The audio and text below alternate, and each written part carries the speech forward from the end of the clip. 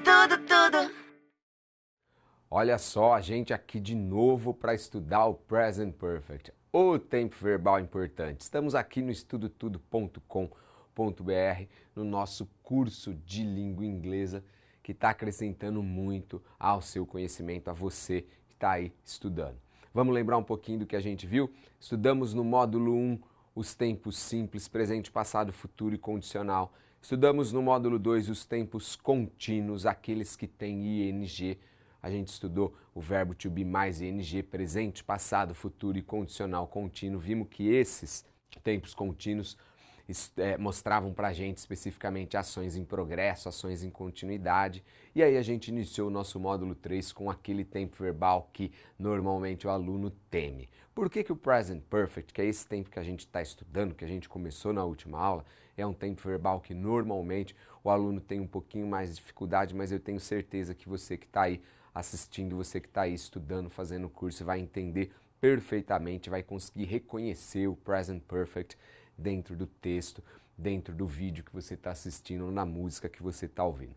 O Present Perfect é tão especial porque, como a gente viu na aula passada, ele não expressa uma única ideia. Ele expressa 3 principais ideias e a gente está estudando em cada uma das aulas essas 3 ideias. Mas mais do que isso, o Present Perfect tem mais do que uma tradução para a língua portuguesa e na nossa próxima aula a gente vai fechar vendo essas 4 possíveis traduções, olhando especificamente para o último uso do Present Perfect. O que a gente viu na aula passada? A gente viu que estruturalmente o Present Perfect é formado pelo verbo ter mais o particípio passado.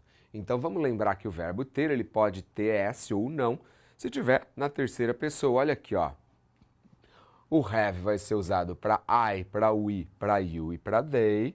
E para he, she, it, como a gente já aprendeu, o has. Legal? Até aí você já sabe. Vimos também o past participle, ou melhor, revimos o past participle. Por quê? O past participle é a terceira coluna da tabela verbal. Então, to play, played, played, essa terceira coluna. To go, went, gone, essa terceira coluna. E como que ela é traduzida normalmente para a língua portuguesa? Ela é traduzida ado ou ido. Sempre, Glauco? Não, a gente viu que existem algumas exceções. Agora, para que a gente usava o Present Perfect que a gente aprendeu? Fácil, para expressar uma ação que começou no passado e que continua até o presente. Então, por exemplo, eu tenho estudado bastante ultimamente, ele tem jogado futebol com maior frequência nos últimos dias.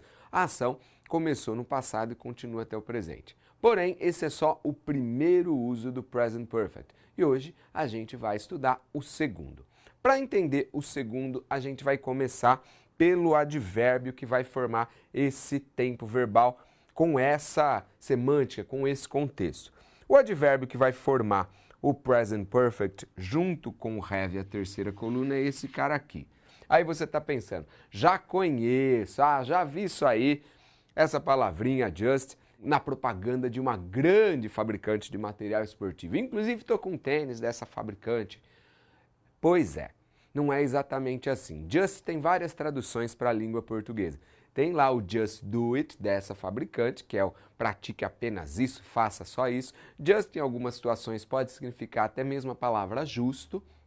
Só que just aqui, vamos até escrever para você não esquecer, significa acabar de. E se a gente entender que o just é o acabar de, a gente vai ter algo muito especial. A gente vai entender o segundo uso do Present Perfect, que é para expressar uma ação que acabou de acontecer, que acabou há poucos instantes, há poucos minutos, há poucas horas. Então, sempre que eu quiser dizer que uma ação acabou de acontecer, eu vou usar o Present Perfect. Vamos dar uma olhadinha? Olha aqui, ó.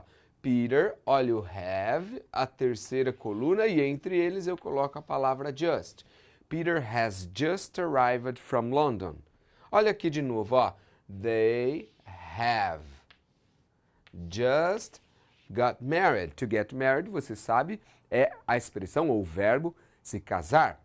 Agora, tem algo muito importante no uso do Present Perfect aqui, com essa interpretação de acabar de fazer alguma coisa.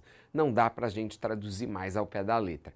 E essa é uma das dificuldades que às vezes o Present Perfect apresenta para o aluno que está estudando. Se eu traduzir ao pé da letra, olha que estranho que Frankenstein que eu vou criar aqui. O Peter tem acabar de chegado de Londres. Será que a gente fala assim em português? Olha essa aqui. Eles têm acabar de se casado. Será que a gente fala assim em português? Não. Então, a diferença é que quando a gente usa o just com o present perfect, esse verbo aqui não vai ser traduzido a do ido. Ele vai ser traduzido no infinitivo, com are, com er, com ir ou com or. E o have, ele não vai ser traduzido. Então, vai ficar o Peter acabou de chegar de Londres. They have just got married. Não dá para eu falar, como a gente viu, né? Eles têm acabar de se casado. Vai ficar eles acabaram de se casar. Are é a tradução do infinitivo. E o have, mais uma vez, não vai aparecer na tradução.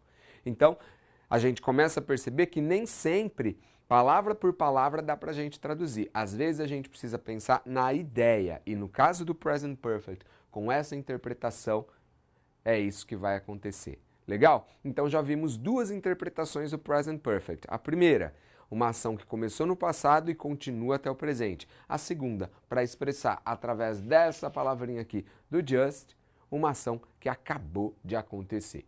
Sensacional! A gente fica por aqui. Até uma próxima!